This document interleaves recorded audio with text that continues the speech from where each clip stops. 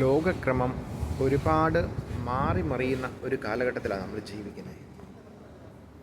അതായത് ഓരോ കാലഘട്ടത്തിലും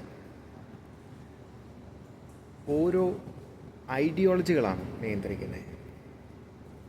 അല്ലെങ്കിൽ ഓരോ ഭരണകൂടങ്ങളെയും നിയന്ത്രിക്കുന്നത് ഓരോ ഐഡിയോളജികളാണ്. അതിൽ ഒരു കാലഘട്ടത്തെ നിയന്ത്രിച്ചിരുന്നത് യുദ്ധം എന്ന ഐഡിയോളജിയായിരുന്നു.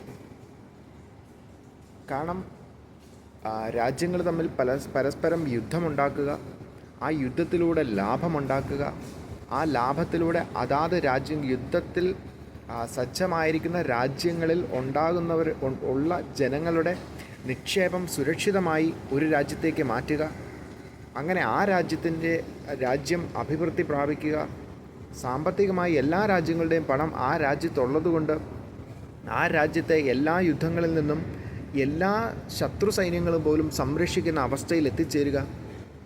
ഇത് സ്വിറ്റ്സർലൻഡിൻ്റെ കാര്യമാണ്. യുദ്ധത്തിലൂടെ സാമ്പത്തികം ഉണ്ടാക്കുക എന്ന് ശ്രദ്ധിച്ചിരുന്നത് അമേരിക്കയുടെ കാര്യമാണ്. അപ്പം ഇങ്ങനെയെല്ലാം ഒരു ലോക എക്കോണമി വല്ലാത്ത രീതിയിൽ പല ഐഡിയോളജിയാൽ ഇൻഫ്ലുവൻസ്ഡ് ആയിട്ട് നീങ്ങിയിട്ടുണ്ട്. അതുപോലെ തന്നെ പിന്നീടൊരു ജർമ്മൻ വസന്തത്തിൻ്റെ കാലഘട്ടം എന്ന് പറയുന്നത് ടെക്നോളജിയിലെ അവർ നടത്തിയ ഇന്നോവേഷനാണ്. അതായത് ടെക്നോളജിയിലൂടെ ലോക സമ്പദ് വ്യവസ്ഥ മുഴുവൻ ജർമ്മനിക്ക് അനുകൂലമാക്കി ഓരോ രാജ്യങ്ങളിലേക്കും ബെൻസ്, ഓഡി, വോൾവോ ഇതുപോലുള്ള കാറുകളും ആഡംബര വാഹനങ്ങളും വിറ്റ് ജർമ്മൻ എക്കോണമിയിലേക്ക് സാമ്പത്തിക ഭദ്രത കൂട്ടുക എന്ന് പറയുന്നത് ജർമ്മനിയുടെ പോളിസിയായിരുന്നു. അതേ പോളിസിയോടൊപ്പം അവർ ആ രീതിയിൽ മാർക്കറ്റിങ്ങും ചെയ്യും. കാരണം നമ്മുടെ കയ്യിലുള്ള നിലവിലുള്ള കാറിനേക്കാൾ ഒരുപാട് ശേഷിയുള്ളതും ഒരുപാട് ശക്തിയുള്ളതുമായ വാഹനങ്ങളാണ് അവരുടെ കയ്യിലിരിക്കുന്നതെന്നും അതൊരു പ്രസ്റ്റീജിയസിൻ്റെ ഭാഗമായിട്ട് ചിത്രീകരിക്കുകയും ഒരു സാമൂഹിക വാല്യൂ കൂട്ടുന്ന ഒരു ഘടകമായി ചിന്തിക്കാൻ നമ്മളെക്കൊണ്ട് പ്രേരിപ്പിക്കുകയും ചെയ്യുക എന്നതാണ് ആ മാർക്കറ്റിങ്ങിൻ്റെ പോളിസി എന്ന് പറയുന്നത്. പക്ഷേ ഇന്ന് ആധുനിക കാലത്ത് ഏറ്റവും കൂടുതൽ ഇൻവെസ്റ്റ്മെൻറ്റും ഏറ്റവും കൂടുതൽ റവല്യൂഷനും ഉണ്ടായേക്കുന്ന ഒരു ഫീൽഡ് എന്ന് പറയുന്നത് മെഡിക്കൽ അല്ലെങ്കിൽ ഹെൽത്ത് ഫീൽഡാണ്. അതായത് വളരെ വിദഗ്ധമായിട്ട് ഹെൽത്ത് ഫീൽഡിനെ അല്ലെങ്കിൽ മെഡിക്കൽ ഫീൽഡിനെ ദുരുപയോഗിച്ചുകൊണ്ടാണ് ഈ മാർക്കറ്റിംഗ് ഇവിടെ വളരുന്നത്. എന്താണ് അതിൻ്റെ ഒരു പ്രൈമറി എയിം എന്ന് പറയുന്നത്? നമ്മൾ രോഗിയാകുക എന്നുള്ളതാണ്. രോഗിയാക്കി നമ്മളെ മാറ്റുക എന്നുള്ളതിലാണ് ഇതിൻ്റെ ബിസിനസ് ഇരിക്കുന്നത്. അപ്പം എന്താണ് രോഗിയാക്കി മാറ്റുക എന്ന പ്രോസസ്സിലേക്ക് ഫണ്ടിങ് വരും. അപ്പം നമ്മൾ കഴിക്കുന്ന ഭക്ഷണം, നമ്മൾ കഴിക്കുന്ന ആഹാരം, നമ്മൾ കൃഷി ചെയ്യുന്ന രീതി, നമ്മൾ കൃഷി ചെയ്യുമ്പോൾ ഉപയോഗിക്കുന്ന വളങ്ങൾ, നമ്മുടെ ആഹാരം പ്രിസർവ് ചെയ്യാനായിട്ട് സൂക്ഷിക്കുന്ന കെമിക്കൽസുകൾ, അതിൻ്റെ ഷെൽഫ് ലൈഫ് കൂട്ടാനുള്ള കെമിക്കൽസുകൾ, ഇവിടെയൊക്കെയാണ് ഈ മാർക്കറ്റിംഗ് തന്ത്രങ്ങൾ വളരെ വിദഗ്ധമായിട്ട് നമ്മളെക്കൊണ്ട് ഉപയോഗിപ്പിക്കുന്നത്. അതിൽ ഏറ്റവും പ്രധാനപ്പെട്ട ഒന്നാണ് പ്രോസസ്ഡ് ഫുഡ് എന്ന് പറഞ്ഞാൽ നമുക്കറിയാം, അരി എന്ന സംഭവം നമ്മൾ അരിയായിട്ട് കാണും, അത് വേവിച്ച നമുക്ക് ലഭിക്കും. പക്ഷേ ന്യൂഡിൽസ് എന്ന് പറയുന്ന സംഭവം അങ്ങനെ ഒരു പദാർത്ഥം നമ്മൾ കണ്ടിട്ടില്ല. എന്ത് മെറ്റീരിയൽ ഉപയോഗിച്ചാണ് ന്യൂഡിൽസ് ഉണ്ടാക്കുന്നതെന്ന് അതിൻ്റെ ഇൻഗ്രീഡിയൻസിൽ എഴുതി വെച്ചേക്കുന്നതല്ലാതെ അത് എങ്ങനെയാണ് പ്രോസസ്സ് ചെയ്യുന്നതെന്ന് നമുക്കൊരു ഐഡിയ ഇല്ല. അതുപോലെ തന്നെയാണ് processed meat, processed vegetable, processed സൂപ്പുകൾ, ഇതെല്ലാം. കാരണം അങ്ങനെ ഒരു സംഭവത്തെ നമ്മൾ കണ്ടിട്ടില്ല. അതിൻ്റെ ഒരു നാച്ചുറൽ ലൈഫിൽ അങ്ങനെ അത് നിൽക്കത്തുമില്ല. അതിനെ അധികം ടെക്നോളജികൾ ഉപയോഗിച്ച് അല്ലെങ്കിൽ പ്രിസർവേറ്റീവുകൾ ഉപയോഗിച്ച് അല്ലെങ്കിൽ മനുഷ്യന് കണ്ടുപിടിക്കാൻ പറ്റാത്ത രീതിയിലുള്ള പ്രിസർവേറ്റീവ് ആഡ് ചെയ്ത് അതിനെ പ്രോസസ്സ് ചെയ്ത് എടുത്തിരിക്കുന്ന സംഭവമാണ്. ഈ സംഭവം തീർച്ചയായിട്ടും നമ്മുടെ ശരീരത്തിൽ ഒരുപാട് ഭവിഷ്യത്തുകളുണ്ടാക്കും. പക്ഷേ ഈ ഭവിഷ്യത്തുകളുണ്ടായി അതിൻ്റെ സൈഡ് എഫക്റ്റായി നമ്മുടെ ശരീരത്തിൽ ആദ്യം ഉണ്ടാകാൻ പോകുന്നത് ഡയബറ്റിക്കും പിന്നീടുണ്ടാകാൻ പോകുന്നത് കൊളസ്ട്രോളുമായ സംഭവമാണ്. ഇത് രണ്ടുമാണ് എല്ലാ അസുഖത്തിൻ്റെയും പേരൻ്റ് ഡിസീസ് എന്ന് പറയുന്നത്. കാരണം ഇതുണ്ടെങ്കിൽ എല്ലാ അസുഖങ്ങളും വരും. കാരണം ഐ പ്രോബ്ലം വരും, കിഡ്നി പ്രോബ്ലം വരും, ലിവർ പ്രോബ്ലം വരും, അങ്ങനെ എല്ലാ പ്രോബ്ലങ്ങളും ഉണ്ടാവും. ഫെർട്ടിലൈസേഷനെ പോലും ബാധിക്കും. അപ്പം അങ്ങനെയുള്ള ഒരു അസുഖ ഫീൽഡിലേക്ക്, അങ്ങനെയുള്ള ഒരു അസുഖ അവസ്ഥയിലേക്ക് മനുഷ്യനെ എത്തിക്കുക എന്ന് പറയുന്ന ഒരു മാർക്കറ്റിംഗ് ഇവിടെ വർക്ക് ചെയ്യും. ആ മാർക്കറ്റിംഗ് അവർ തരുന്ന ഫുഡ് കഴിക്കുന്നതിലായിരിക്കും, അല്ലെങ്കിൽ അവർ തരുന്ന വളങ്ങൾ ഉപയോഗിക്കുന്നതിലായിരിക്കും, അല്ലെങ്കിൽ അവർ തരുന്ന വിത്തുകൾ ചെയ്യുന്നതിലായിരിക്കും, അല്ലെങ്കിൽ അവർ തരുന്ന ജം ഫുഡുകൾ, അല്ലെങ്കിൽ ജം വിത്തുകൾ, ജം നാനോ വളങ്ങൾ, ഇതൊക്കെ ഉപയോഗിക്കുന്നതിലായിരിക്കും അതിൻ്റെ മാർക്കറ്റിംഗ് ഇരിക്കുന്നത്. അതിന് മിക്കവാറും ഫണ്ടിങ് ചെയ്യുന്നത് ഹോസ്പിറ്റലിലെ ഫാർമസ്യൂട്ടിക്കൽ കമ്പനികളായിരിക്കും. കാരണം ഇതൊക്കെ ഒത്തുപോകുന്നൊരു സംഭവമാണ്. ഈ ഫാർമസ്യൂട്ടിക്കൽ കമ്പനികൾ എന്തുകൊണ്ടാണ് ഉപയോഗിക്കുന്നത്? കാരണം ഹോസ്പിറ്റലിൽ ഫാർമസ്യൂട്ടിക്കൽ കമ്പനി എന്ന് പറയുമ്പം അത് മെഡിസിൻ മാത്രമായിരിക്കത്തില്ല ഉപയോഗിക്കുന്നത്. അതിൻ്റെ പുറകിലുള്ള സർജിക്കൽ ഇൻസ്ട്രുമെൻറ്റുകൾ ഉപയോഗിക്കുന്നുണ്ടായിരിക്കും, സർജിക്കൽ ഷെൻഡുകൾ ഉപയോഗിക്കുന്നുണ്ടായിരിക്കും, അങ്ങനെ ലെൻസുകൾ ഉപയോഗിക്കുന്നുണ്ട്, അങ്ങനെ ഒരുപാട് ഐറ്റംസ് അവർ ഉപയോഗിക്കുന്നുണ്ടായിരിക്കും. അപ്പം ആ ഫാർമസ്യൂട്ടിക്കൽ കമ്പനികളും ഈ കെമിക്കൽസുകളും ഉണ്ടാക്കുന്നത് ഈ കമ്പനിയായിരിക്കും. നമുക്ക് വേണ്ട ഇതിനകത്ത് ആഡ് ചെയ്യേണ്ട എല്ലാ കെമിക്കൽസുകളും ഉണ്ടാക്കുന്നത് ഈ ഫാർമസ്യൂട്ടിക്കൽ കമ്പനികളായിരിക്കും. ഈ ഫാർമസ്യൂട്ടിക്കൽ കമ്പനികൾ അതിന് ഒരുപാട് റിഡക്ഷൻ കൊടുക്കുന്നുണ്ടെങ്കിൽ ആ റിഡക്ഷനിലൂടെ അവർക്ക് നഷ്ടമായേക്കുന്ന ലാഭം മുഴുവൻ അവർ നേടിയെടുക്കാനായിട്ട് ഉപയോഗിക്കുന്നത് ഹെൽത്ത് സെക്ടറിലൂടെ അവർ തള്ളിവിടുന്ന ഈ ഹ്യൂജ് എക്സ്പെൻസീവായ ഐറ്റംസുകളാണ്. കാരണം നമുക്കറിയാം ഒരു ഇൻസുലിൻ്റെ വില എന്താണ്. കാരണം ഒരു 10 ml 20 ml ഒക്കെ വരുന്ന ഒരു ഇൻസുലിൻ ബോട്ടിലിൻ്റെ വില എന്ന് പറയുന്നത് 250-400 ഒക്കെയാണ്.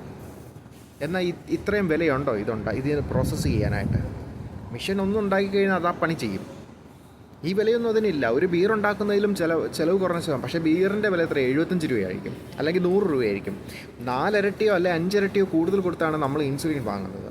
അപ്പോൾ അതിൻ്റെ മാർക്കറ്റ് പ്രോഫിറ്റ് എന്തോരം ഉന്നതമാണെന്ന് നോക്കുക. അപ്പോൾ ആ ഉന്നതമായ പ്രോഫിറ്റ് അവരുണ്ടാക്കാൻ കാരണം അവർ പല ഫാർമസ്യൂട്ടിക്കൽ കമ്പനികളിലൂടെയും അവരുടെ പ്രൊഡക്റ്റുകൾ മാർക്കറ്റിൽ രോഗമുണ്ടാക്കാൻ വേണ്ടിയിട്ട് ഇൻവെസ്റ്റ് ചെയ്യുന്നതുകൊണ്ടാണ്. അതുകൊണ്ട് നമ്മുടെ ഹെൽത്തിനെക്കുറിച്ച് നമ്മൾ അവെയറായി മാറുക എന്നുള്ളതാണ് ഏറ്റവും പ്രധാനപ്പെട്ട കാര്യം. ഒപ്പം ഇതിനോട് അറ്റാച്ച്ഡ് ആയിട്ട് വളരുന്ന വേറൊരു കമ്പനിയാണ് ഇൻഷുറൻസ് കമ്പനി. കാരണം അതിൻ്റെ ഒരു ലിങ്ക് കിടക്കുന്നത് അങ്ങനെയാണ്. ഇൻഷുറൻസ്, മനുഷ്യൻ ഈ ഭീമമായ സാമ്പത്തിക ചെലവ് ഹോസ്പിറ്റൽ കാര്യങ്ങൾക്ക് വരുമ്പം സ്വാഭാവികമായിട്ടും ഹോസ്പിറ്റലിൽ പോയ വ്യക്തികൾ വീണ്ടും പോകുമ്പം അവർക്കുണ്ടാകുന്ന ഈ സാമ്പത്തിക ബുദ്ധിമുട്ടിനെ അതിജീവിക്കാൻ വേണ്ടിയിട്ട് ഇൻഷുറൻസ് എടുക്കാൻ തയ്യാറാവും. അപ്പം നോക്കുക, നമുക്കൊരിക്കലും ഗ്യാരണ്ടി ഇല്ലാത്ത, ഒരിക്കൽ അസുഖം വന്നാൽ ഉണ്ടാകായാൽ ആ സാഹചര്യത്തെ അതിജീവിക്കുന്നതിന് വേണ്ടി നമ്മൾ 20,000, 25,000, 30,000 രൂപ കൊടുത്ത് ഓരോ ഇൻഷുറൻസും നമ്മളെടുക്കും. അപ്പം 30,000 രൂപ അല്ലെ 30,000 രൂപ കൊടുത്ത് നമ്മളൊരു 5 വർഷം ഈ ഇൻഷുറൻസ് അടച്ചിട്ടുണ്ടെങ്കിൽ 6ാമത്തെ വർഷം നമ്മുടെ കയ്യിൽ അടയ്ക്കാനായിട്ട് എന്തെങ്കിലും ഒരു സാമ്പത്തിക പ്രശ്നം ഉണ്ടായാൽ സ്വാഭാവികമായിട്ട് ഈ അടച്ചത് മുഴുവൻ പോകും. ഒരു ഗുണവുമില്ല. മനസ്സിലായോ? 5 വർഷം നമ്മൾ അടച്ചെന്ന് ഓർക്കണം. അല്ലെങ്കിൽ 5 വർഷം നമ്മൾ, അല്ലെങ്കിൽ 6 വർഷം നമ്മൾ അടച്ചപ്പോൾ നമുക്ക് ചിലവായേക്കുന്ന പൈസ എത്രയാണ്?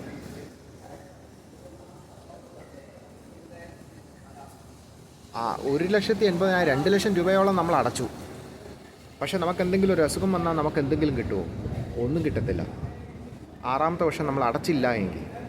അപ്പം നമ്മുടെ ജീവിതകാലം മുഴുവൻ നമ്മളെക്കൊണ്ട് ഇൻഷുറൻസ് അടപ്പിക്കുക എന്ന് പറയുന്ന ഒരു ടാർഗറ്റിലേക്ക് മാർക്കറ്റിംഗ് ചെയ്യുക എന്ന് പറയുന്നതും ഇവരുടെ ലക്ഷ്യമാണ്. മാക്സ് എന്ന കമ്പനി തന്നെ എടുത്തു. കാരണം എന്തൊക്കെ ഇൻവെസ്റ്റ്മെൻറ്റ് അവർക്കുണ്ട്. അവർക്ക് ഒരുപാട് ഫാർമസ്യൂട്ടിക്കൽ കമ്പനികളുണ്ട്, ഒപ്പം ഹോസ്പിറ്റലുണ്ട്, ഇൻഷുറൻസ് ഉണ്ട്, എല്ലാം നടത്തുന്ന ഒരു കമ്പനിയാണ്.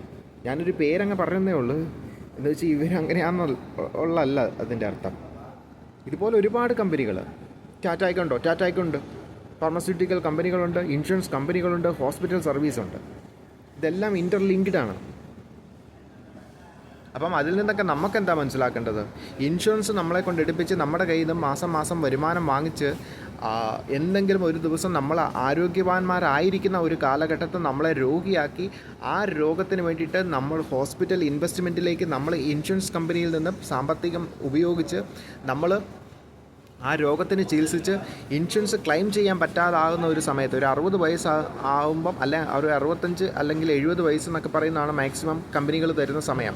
ഈ 70 വയസ്സിനുള്ളിൽ നമ്മൾ രോഗിയായി 70-ാം വയസ്സിൽ നമ്മൾ തീർന്നു പോവുക എന്ന് പറയുന്നത് വരെ നിയന്ത്രിക്കുന്ന ഒരു മാർക്കറ്റിംഗ് ആണത്.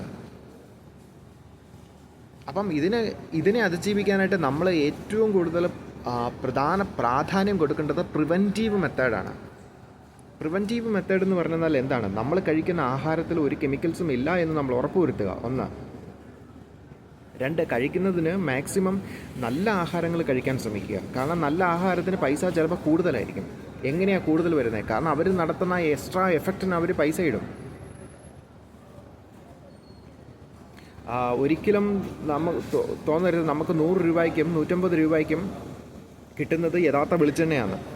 കാരണം തേങ്ങ എടുത്ത് കൊപ്രയാക്കി അതിനെ എടുക്കുമ്പോൾ അതിന് ചിലപ്പോൾ 300, 350, 400 രൂപ വില വരും. ഒറിജിനൽ ഒലീവിനെ എടുത്ത് ആട്ടിപ്പിടിച്ച് വരുമ്പോൾ അതിന് 800, 900, 1000 വില വരും. ഒന്നാം തരം നല്ലെണ്ണ ഉണ്ടാക്കി കഴിയുമ്പം അല്ലെങ്കിൽ ഒന്നാം തരം സൺഫ്ലവർ ഓയിൽ ഉണ്ടാക്കുമ്പം അതിന് 300, 350 രൂപ വില വരും.